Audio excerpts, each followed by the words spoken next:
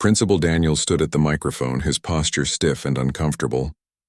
The gymnasium was quiet, but it was a different kind of quiet than before. This time, everyone was paying attention, watching to see what he would say, how he would explain himself. "Students, faculty," he began, his voice lacking its usual confidence. "I've asked you here today because I need to address what happened at our assembly 3 weeks ago." He paused, clearly struggling with the words. "When I called Keisha Thompson to the stage, I acted without proper consideration. I put a student on the spot without her consent, without knowing her circumstances, and I did so in a way that could have caused her significant distress." The students remained silent, watching. "Keisha," he said, looking toward where she sat with LaToya in the middle section, "I apologize. What I did was inappropriate regardless of the outcome. You deserved better from me from this school. I'm sorry, it wasn't a great apology. It was clearly written by the district's lawyers, rehearsed and stiff, but it was something." Keisha nodded slightly, accepting it for what it was. "Additionally," Principal Daniels continued, "I'm pleased to announce that through community donations and fundraising efforts led by Mr. Bryant, we will be reinstating our music program next semester. We've raised enough money to hire a part-time music instructor and purchase several instruments for student use." This announcement brought genuine applause. Students who'd never cared about music suddenly realized what they'd been missing. The video of Keisha's performance had opened their eyes to the beauty of classical music, to the dedication and skill required to play an instrument well. Mr. Bryant stood and addressed the crowd. "The music program will be available to all students, regardless of their ability to pay. We'll have instruments available for loan, and we're working on scholarship opportunities for private lessons. This isn't just about creating performers. It's about giving every student access to the arts, which should be a fundamental part of education." The applause grew louder. Mrs. Patterson was crying again, as she seemed to do a lot these days. Vice Principal Rodriguez smiled, looking genuinely pleased. After the assembly, things settled into a new normal. Keisha still sat in the back of most of her classes, still preferred quiet to chaos. But now when she walked through the hallways, people smiled at her. Not in the pitying way they had before, but with genuine respect. LaToya remained her best friend and fierce protector. "You're still the same Keisha," she reminded her friend regularly. "Don't let all this fame stuff change you." It was good advice. The viral video eventually faded from the internet's short attention span, replaced by the next sensation. The news crews stopped calling. Life returned to something approaching normal, except that now Keisha had a piano and twice-weekly lessons with Dr. Chang at the university. Those lessons were transformative. Dr. Chang pushed her, challenged her, helped her refine her technique while preserving the emotional depth that made her playing special. "Your grandmother gave you an incredible foundation," Dr. Chang told her. "She taught you to feel the music. Now I'm helping you perfect the technical skills to express those feelings even more precisely." Keisha learned new pieces, more challenging works by Bach, Beethoven, Rachmaninoff. She practiced 2 hours every day after school, sometimes more. The sounds of classical piano became the soundtrack of the apartment building. Neighbors no longer complained about noise. Instead, they asked her to play their favorite pieces. Mrs. Chen brought friends to listen. Mr. Peterson from the 3rd floor recorded her practicing and played it for his wife, who had dementia. "It calms her," he told Keisha with tears in his eyes, "just like it must have calmed your grandmother." 3 months after the viral video, Dr. Chang entered Keisha into her first competition. It was a regional young artists competition for pianists under 15. Patricia took a rare day off work to drive Keisha to the city. Keisha was terrified.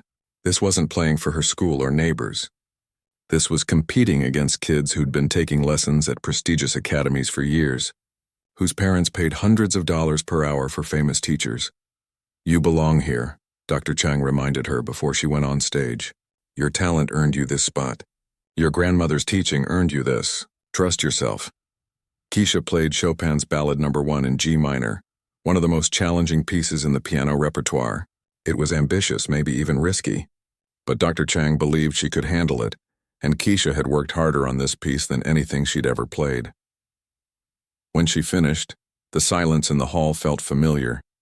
That moment of stillness before response. Then the applause came, warm and appreciative. She'd done well. She knew it in her bones. She placed 2nd overall. First place went to a 14-year-old from a prestigious academy who'd been playing since he was 3. But second place meant a scholarship to a summer music intensive program. It meant opportunities opening up. More importantly, it meant validation. She belonged in this world. Her talent was real, recognized not just by a viral video but by serious musicians and judges. At school, the talent showcase finally happened in late April. Unlike the previous year, when only a handful of students participated, this year the sign-ups filled immediately. Kids wanted to perform. They wanted to share their talents, whatever they might be. Keisha was invited to play as the closing performance. When her turn came, she walked onto the familiar stage and sat at the same piano where everything had changed. But this time she wasn't afraid. This time she'd chosen to be there. She'd been working on an original composition with Dr. Chang's guidance. She'd titled it For Grandma Rose. It incorporated elements of the pieces her grandmother had loved, woven together with melodies that represented memories, the sound of her grandmother's laugh, the patience in her teaching, the bittersweet beauty of watching someone you love slowly forget who you are but never forget the music. As she played her composition, Keisha thought about everything that had led to this moment. The daily lessons in her grandmother's cramped apartment, the paper keyboard she'd practiced on through grief and loss, the humiliation of being called to the stage as a joke, the terror that had transformed into triumph. All of it had brought her here. The piece ended on a gentle, hopeful note, suggesting that while grief remains, life moves forward carrying the memory of loved ones in everything we create. This time, when the applause came, Keisha stood and took a real bow. She smiled at the audience, at her mother in the front row crying proud tears, at Mr. Bryant and Dr. Chang sitting together, at Latoya giving her an enthusiastic thumbs up. She even smiled at Principal Daniels, who sat in the back looking uncomfortable but clapping nonetheless. She'd forgiven him, truly forgiven him, because his cruelty had accidentally led to this. He'd tried to make her small, but instead, he'd given her a platform that launched her toward a future she'd never imagined possible. After the showcase, the music room, which was now actually a music room again, filled with students and parents. Dr. Chang introduced Keisha's mother to other parents whose children were interested in lessons. Community members talked about expanding the program even further. Ashley Monroe approached hesitantly. Over the past months, she and Keisha had developed a cautious friendship. Ashley had started taking piano lessons herself, inspired by Keisha's playing. She wasn't particularly talented, but she worked hard and Keisha respected that. That original piece was beautiful, Ashley said sincerely. Your grandmother would be really proud. Thank you, Keisha said, and meant it. As people mingled and celebrated, Mr. Bryant pulled Keisha aside. I have some news, he said, barely containing his excitement.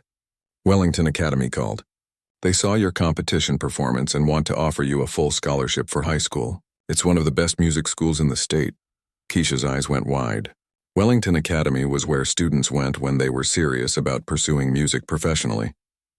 She'd never dreamed she could afford to go there. They'll provide not just tuition but also books, supplies, and even a stipend for living expenses if you need it, Mr. Bryant continued. You'd be in their advanced piano program, studying with world-class instructors, performing regularly. It's an incredible opportunity. Patricia, who'd overheard, came over looking worried. That's wonderful, but isn't Wellington across the city? How would we manage transportation? I can't afford a car and the bus schedule. They have a residential program, Mr. Bryant explained gently. Keisha would live on campus during the week and come home on weekends. I know that's a big change, but I understand, Patricia said, though her voice shook.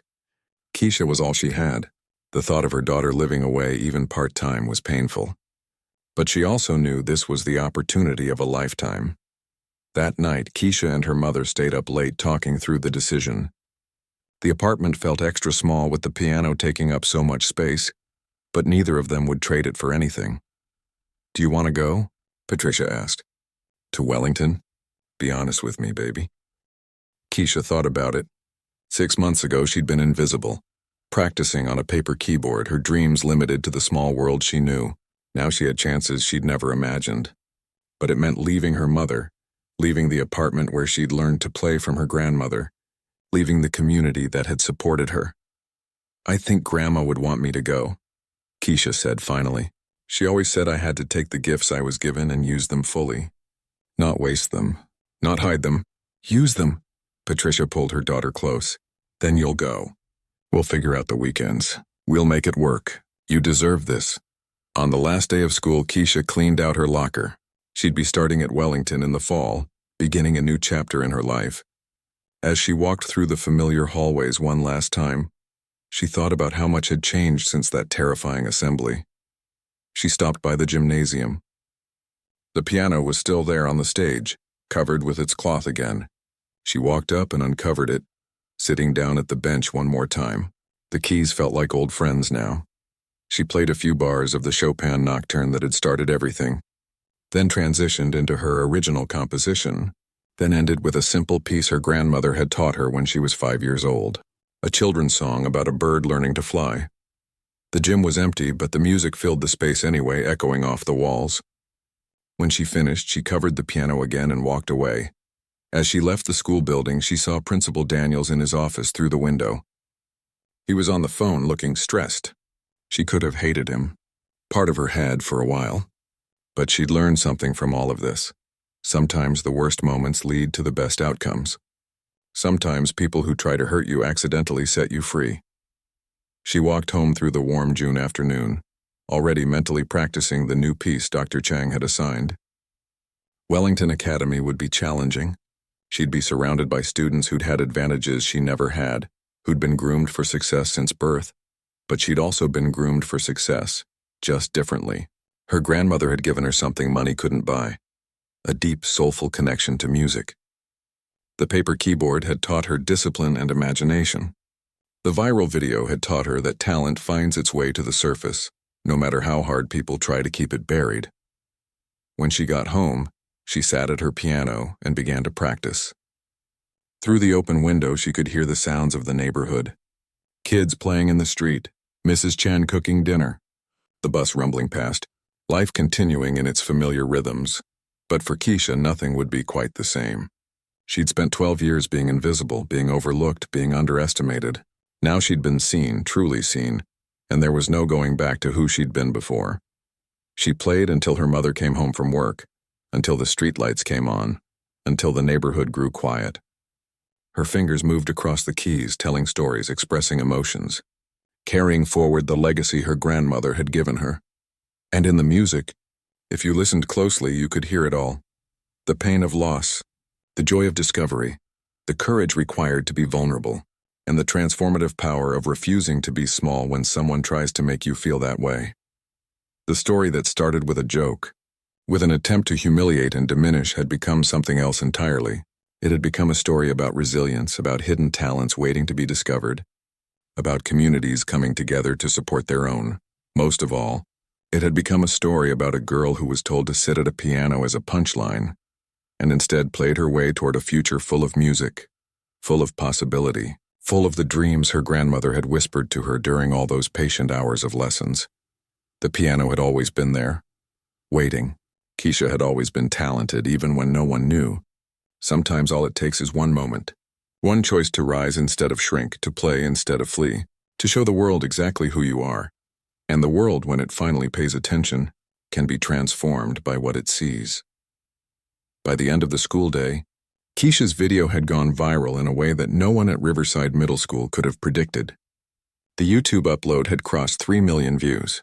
TikTok was flooded with reaction videos. News outlets were picking up the story.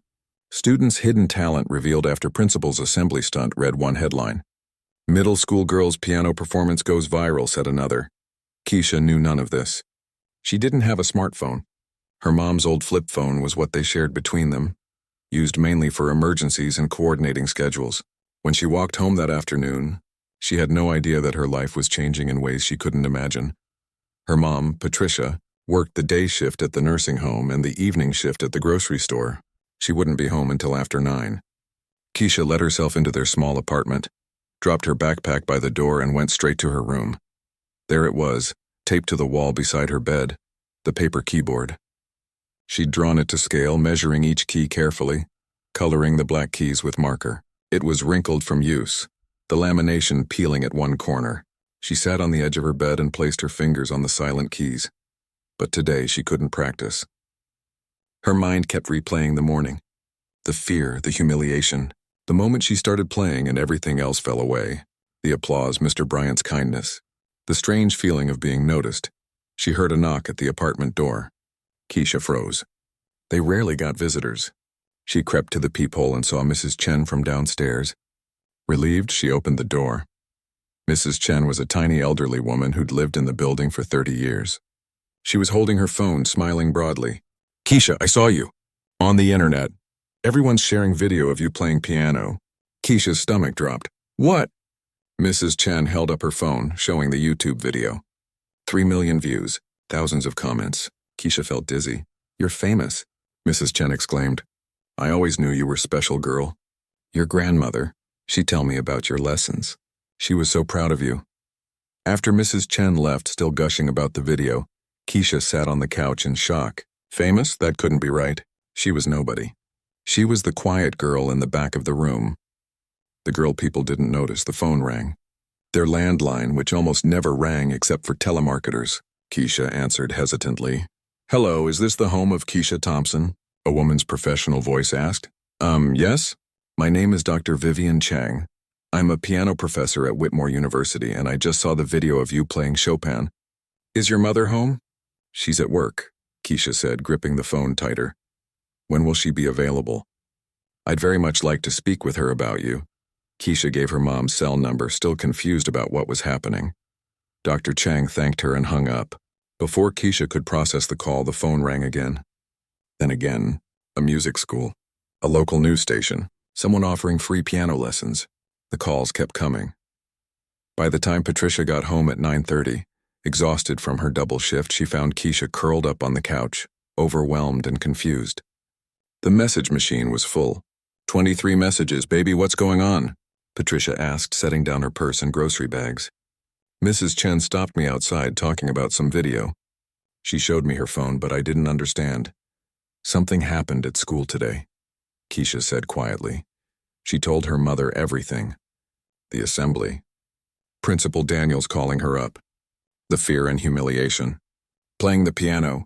The standing ovation. The video going viral. The phone calls.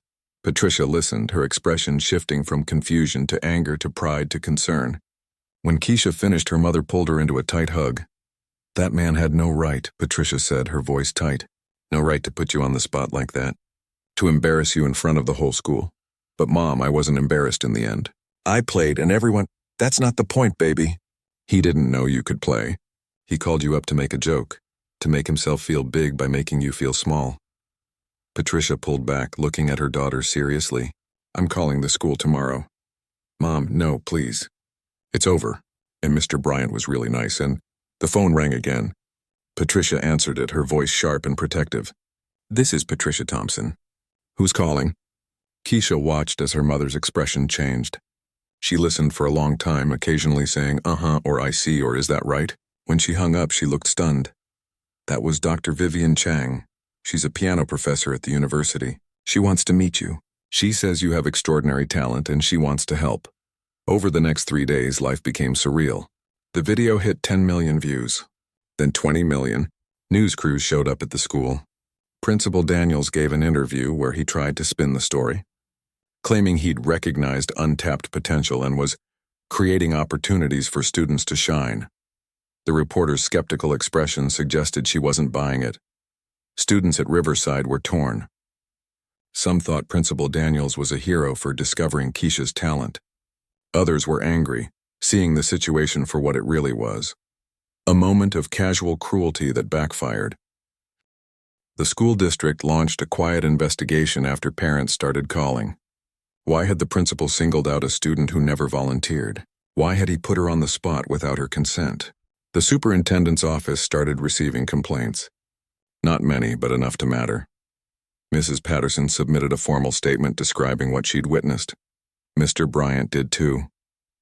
Vice Principal Rodriguez, after some internal struggle, provided her account as well, noting that she'd found the situation inappropriate and unnecessary. Meanwhile, Keisha's world was transforming. Dr. Chang came to their apartment on Saturday morning. She was a small woman in her 50s with silver hair and kind eyes. She listened to Keisha's story about her grandmother, about the paper keyboard, about practicing in silence. "Play for me," Dr. Chang said gently.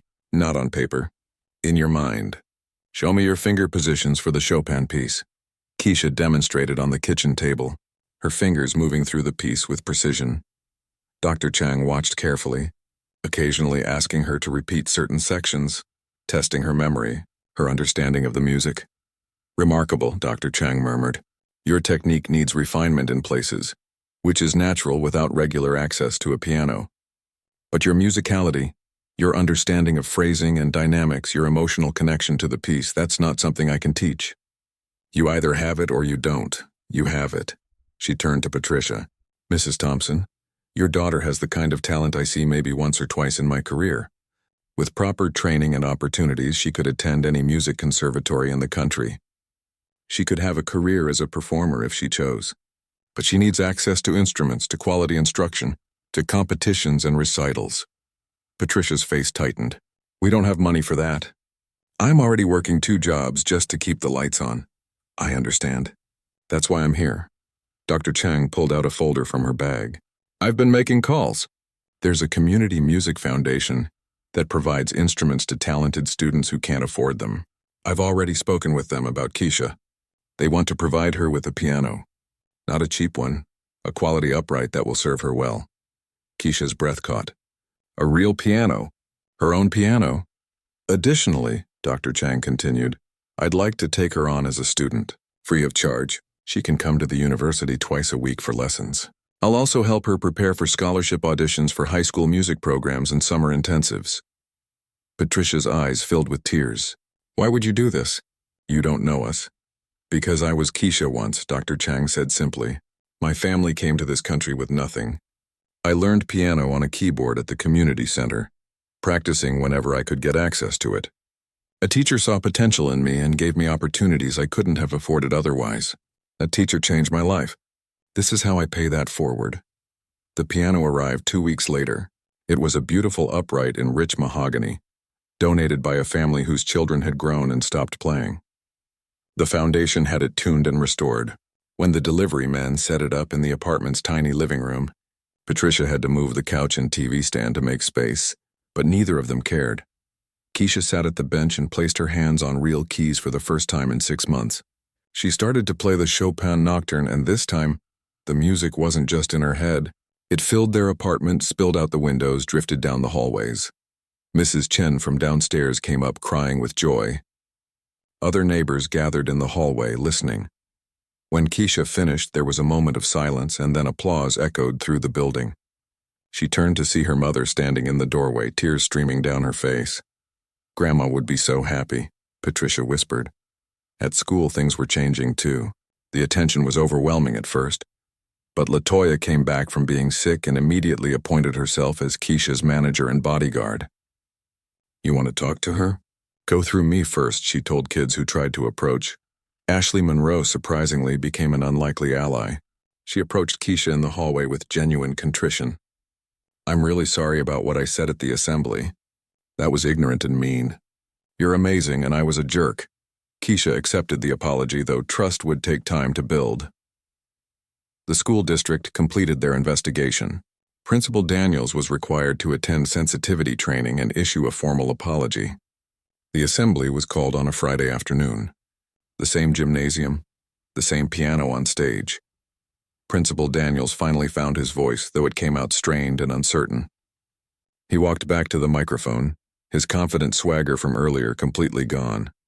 "Well," he said, forcing a smile that looked more like a grimace. "That was certainly unexpected. Very talented, Miss Keisha. Very talented indeed." The words felt hollow, and everyone in the gym could sense it. He hadn't expected talent. He'd expected embarrassment. He'd expected a quick moment of awkwardness that would let him move on with his assembly about the talent show. Maybe make some point about participation or trying your best even when you know you'll fail. Instead, he'd been blindsided by genius. "Right. So moving on," he said quickly, trying to regain control of the room. But the students weren't listening to him anymore. They were turned around in their seats, still watching Keisha, still talking about what they'd just witnessed. Mrs. Patterson stood up and walked over to where the principal stood. She whispered something urgently in his ear, gesturing toward the stage, toward the piano, toward the back of the gym where Keisha sat. He shook his head dismissively and waved her off. She pressed harder, her voice rising just enough that the students nearby could hear bits of it. Inappropriate. Didn't know. Should apologize. Principal Daniels cut her off curtly and turned back to the microphone. All right, students, settle down. We still have several more announcements to get through. But the magic moment had shattered whatever authority he'd had over the assembly. Kids kept talking. Phones were out everywhere now, with students texting, posting to social media, sending the videos they'd recorded to friends. Within minutes, the footage would spread beyond the walls of Riverside Middle School. The rest of the assembly was a disaster. No one paid attention to the announcements about the science fair or the updated bus schedule. Vice Principal Rodriguez tried to help, but even her usually commanding presence couldn't pull focus. The students had witnessed something remarkable, and nothing else mattered. When the bell finally rang for first period, the gymnasium erupted into chaos. Everyone wanted to talk about what had happened. Groups formed in the hallways, voices excited and loud. Did you see her face? She was terrified, and then she just played like that? I recorded the whole thing. It's already got 200 views, and I only posted it 5 minutes ago. Where did she learn to play like that? Does she take lessons? My mom's a music teacher, and she says that piece is like really advanced. College level. Principal Daniels looked like he was going to pass out. Why did he even call her up if he didn't know she could play? That last question hung in the air, unspoken but understood by many. Why had he called on Keisha specifically? She never raised her hand. She never volunteered for anything. She kept to herself, quiet and invisible. There had been 300 students in that gymnasium, and he'd chosen her. Ashley Monroe walked down the hallway with Brooklyn and their friend Tessa. For once, Ashley wasn't the center of attention, and she didn't seem to mind. I feel terrible, she admitted quietly. I said that thing about her not knowing what a piano is. I'm such a jerk. We all thought the same thing, Brooklyn said, but she looked uncomfortable too. She's so quiet. We never talked to her. How were we supposed to know? That's kind of the point, Tessa said. We never talked to her. We just assumed. They walked in silence for a moment, each of them processing their own guilt. Meanwhile, Keisha tried to navigate to her first period class, but it was impossible. Students she'd never spoken to were stopping her in the hallway, wanting to talk, asking questions, telling her how amazing she was. She managed weak smiles and quiet thank yous, but her social battery was completely drained. She wasn't used to this kind of attention. Wasn't built for it. By lunchtime, the video had exploded. It wasn't just on Instagram and TikTok anymore. Twitter had picked it up. Reddit had a thread. Someone had posted it to YouTube with the caption, "Principal tries to embarrass student. Instantly regrets it." And it already had 50,000 views. Keisha sat at her usual table in the corner of the cafeteria, but unlike every other day where she ate alone, today her table was surrounded by people, kids asking to sit with her, wanting to be near the school's sudden celebrity. She felt trapped, overwhelmed, wishing LaToya were here to help manage the situation. Keisha, Mr. Bryant approached her table, and the crowd of students parted to let him through. Could you come with me for a moment? I'd like to talk to you. She nodded gratefully and followed him out of the cafeteria. They walked to the music room, which wasn't really a music room anymore. It was listed on the schedule as room 147 now, used for overflow English classes and study halls. But it still had the acoustic tile ceiling and the old music posters on the walls. Mr. Bryant closed the door behind them and gestured for her to sit. He pulled up a chair across from her, his expression serious, but kind. Keisha, that was extraordinary. What you played this morning, that was Chopin, a nocturne that takes most pianists years to master. She nodded, not sure what to say. Where did you study? He asked gently. Juilliard Pre-College? The conservatory downtown? Private lessons with someone I might know? My grandmother, Keisha said quietly. She taught me. Your grandmother must be an exceptional teacher. Is she a concert pianist? A professor? She was. Keisha's voice got even quieter. She died 6 months ago. Mr. Bryant's face fell. Oh, Keisha. I'm so sorry. They sat in silence for a moment. Outside the door, they could hear students passing in the hallway, still buzzing with excitement about the assembly. Tell me about her, Mr. Bryant said. Tell me about your grandmother.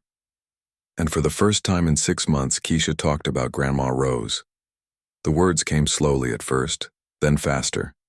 She told him about the daily lessons that started when she was so small her feet couldn't reach the pedals. About how her grandmother had been a pianist at a prestigious performing arts school, before Alzheimer's began stealing her memories.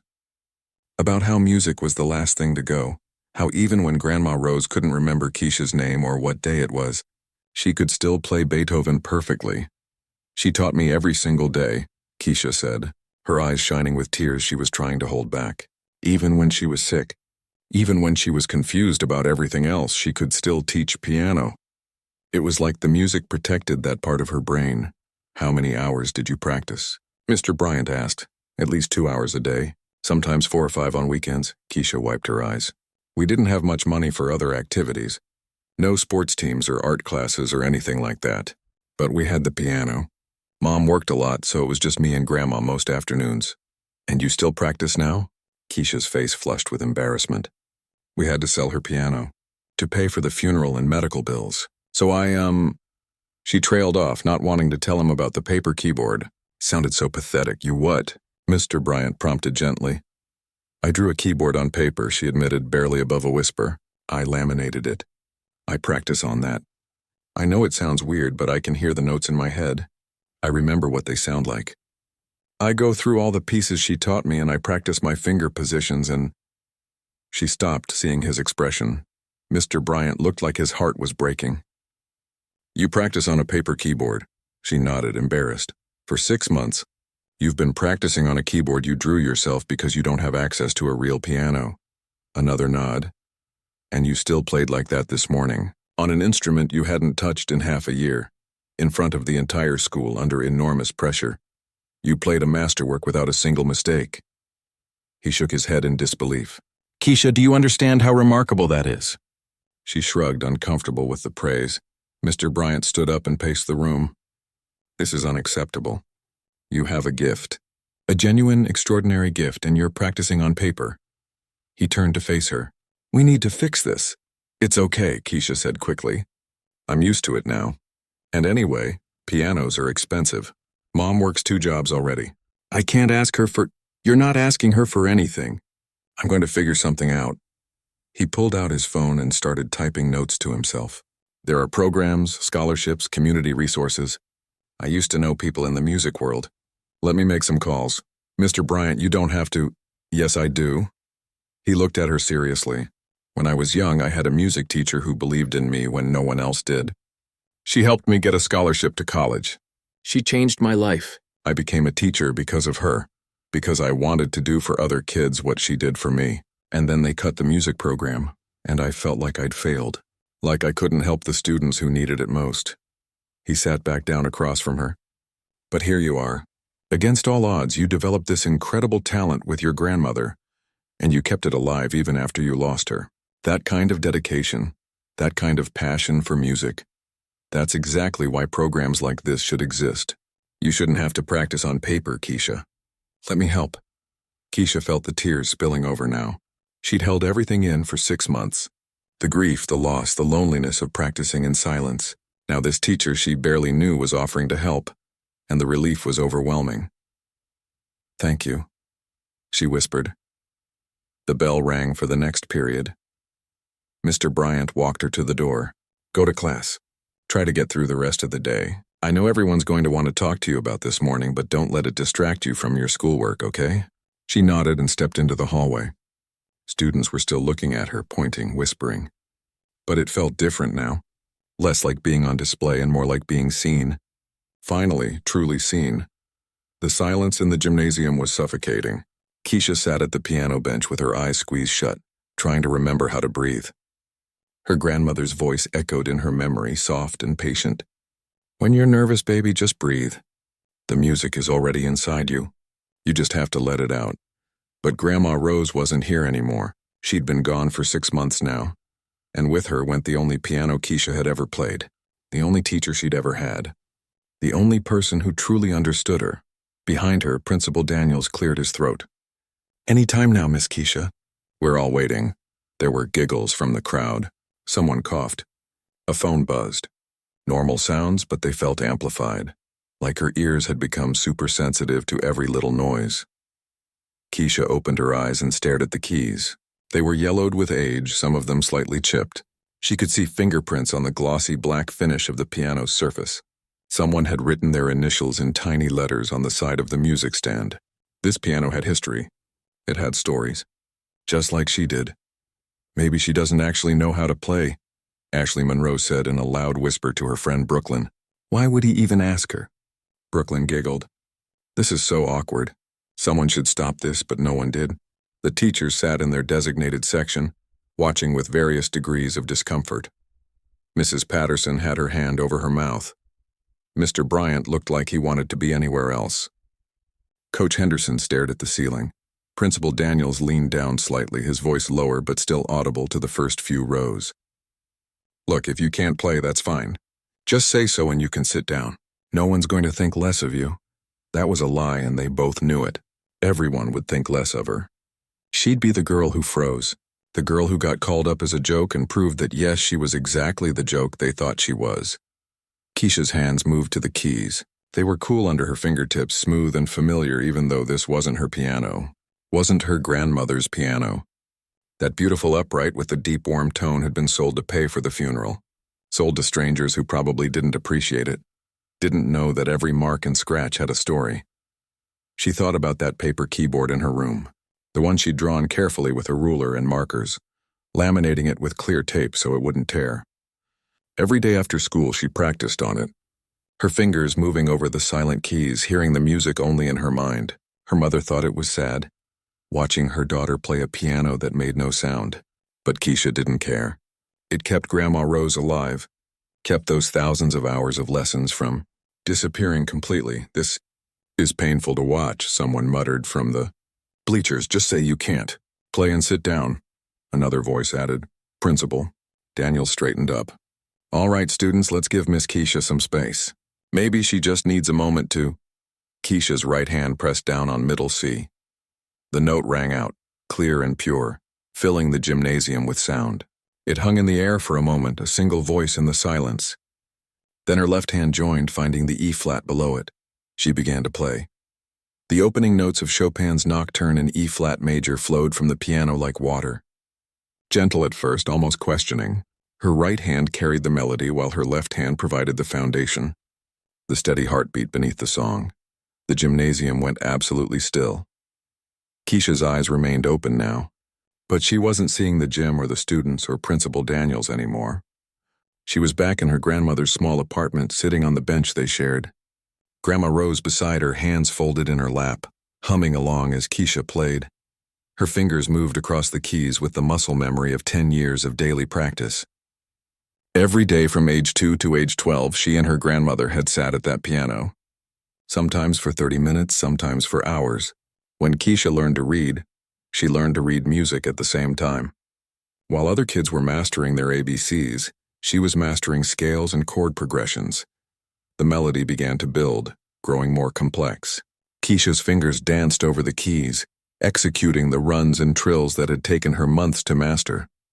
Her grandmother had been patient through every mistake, every frustrated tear, every time Keisha wanted to quit. Music is in your blood, baby girl, Grandma Rose used to say. My grandmother played. My mother played. I played. And now you play. We're carrying something precious forward. In the audience, mouths hung open. Ashley Monroe's phone slipped from her hand and clattered to the floor, but she didn't even notice. Brooklyn had stopped giggling. The students who'd been whispering and laughing were now leaning forward, transfixed. Mr. Bryant's eyes were wide with shock. He'd studied music in college, had taught it for 15 years before the program was cut. He recognized what he was hearing. This wasn't beginner level. This wasn't even intermediate. This was the playing of someone with serious training, someone with natural talent refined through years of dedicated practice. Mrs. Patterson had tears in her eyes. She'd been Keisha's teacher since 3rd grade and had always known the girl was special, smart, but quiet. So quiet. She'd never heard her speak more than a few words at a time, never saw her raise her hand in class, never knew about this hidden gift. The piece moved into the middle section, where the melody became more elaborate, more emotional. Keisha's whole body moved with the music now, swaying gently, her shoulders rising and falling with the dynamics of the piece. Her face had transformed.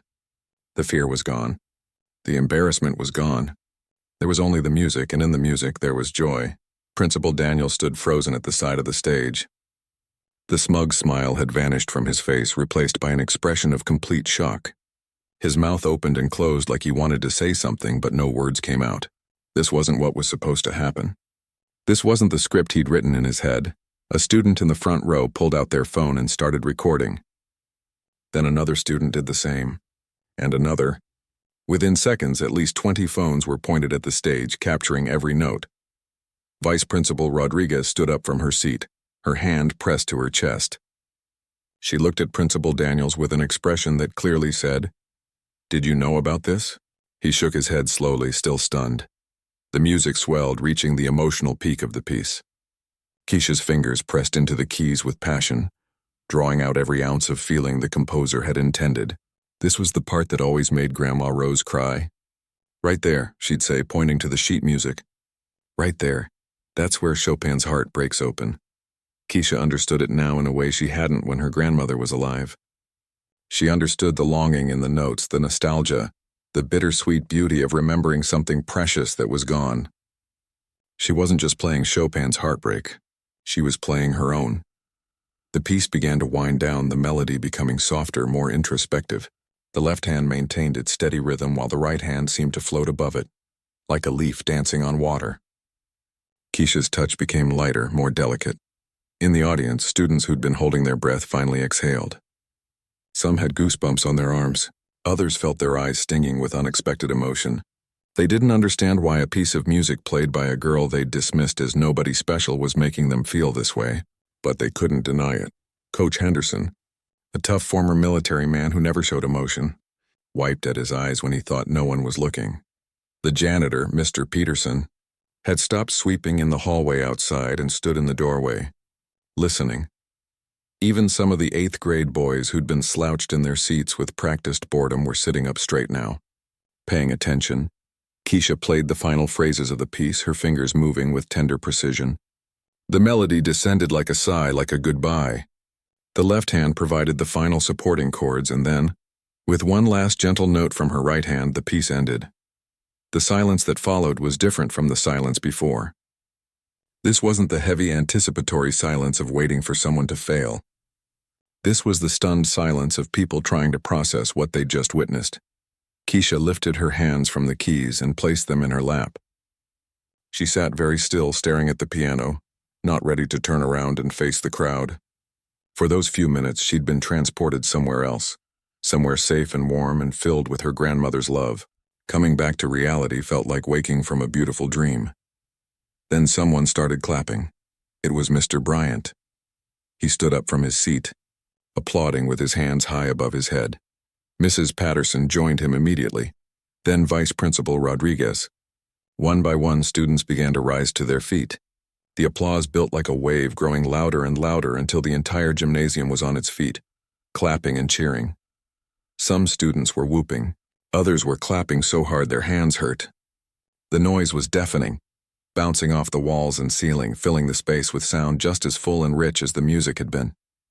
Keisha finally turned around on the bench. Her eyes went wide when she saw everyone standing, saw the expressions on their faces. Shock, admiration, respect. Some kids were crying. Others were grinning. Ashley Monroe stood with her hands clasped over her heart, her earlier mockery completely forgotten. Principal Daniels remained frozen at the side of the stage. He wasn't clapping. He just stood there, his face pale, watching as the school gave this girl he'd called up as a joke, a standing ovation. The applause continued for what felt like forever. Students who'd never spoken to Keisha before were screaming her name. "Keisha! Keisha! Keisha!" The chant built and spread through the crowd. Keisha stood up from the bench, her legs wobbly. She gave a small, awkward wave and then quickly descended the stage steps. She wanted to get back to her seat, back to anonymity, back to being invisible. But as she walked up the aisle, students reached out to touch her shoulder, to give her high fives, to tell her how amazing she was. She'd never been touched by so many people. never been the center of positive attention. It was overwhelming in a completely different way from the earlier humiliation. When she finally reached her seat in the back row, she sat down and hugged her notebook to her chest. Her heart was pounding, but this time from exhilaration mixed with relief, mixed with a dozen other emotions she couldn't name. The applause finally died down, and Principal Daniels found his voice again. The gymnasium at Riverside Middle School smelled like old basketballs and floor polish, just like it did every Tuesday morning. 12-year-old Keisha sat in the back row of the bleachers, her backpack clutched tight on her lap. She always sat in the back. It was safer there, quieter, away from the groups of kids who traveled in packs and made noise wherever they went. The whole school had been called to assembly, which usually meant someone was in trouble, or they were announcing some competition nobody really cared about. Keisha watched as teachers herded students into their sections, voices echoing off the high ceiling. Her homeroom teacher, Mrs. Patterson, gave her a small smile as she passed, and Keisha managed a tiny wave back. Principal Daniel stood at the front near the stage, checking his watch like he had somewhere more important to be. He was a tall man with gray hair that he combed too neatly, and he wore suits that looked expensive. Everyone knew he'd rather be principal at one of the fancy schools on the north side of town, the ones where parents drove luxury cars and donated thousands to the PTA. Keisha pulled her worn notebook closer. Inside were her drawings, her stories, and the private thoughts she never shared with anyone. Her mom always told her to keep her head down and do her work. Don't make waves. Don't draw attention. Just get through each day and come home safe. The assembly finally started with the usual announcements. Basketball team tryouts, a reminder about dress code violations, something about the cafeteria lunch schedule changing.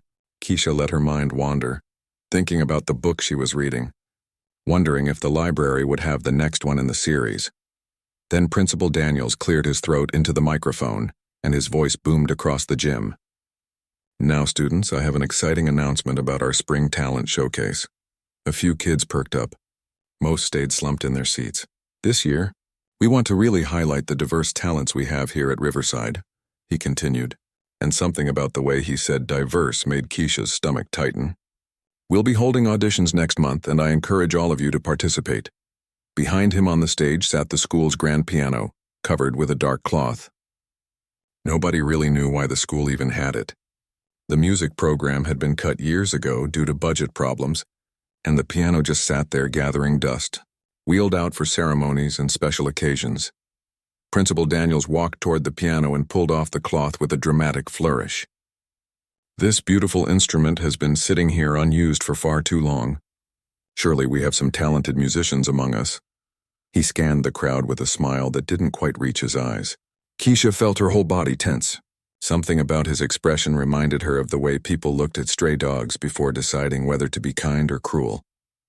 You know what? Principal Daniels said, his voice taking on that fake, cheerful tone adults used when they were about to do something they thought was funny.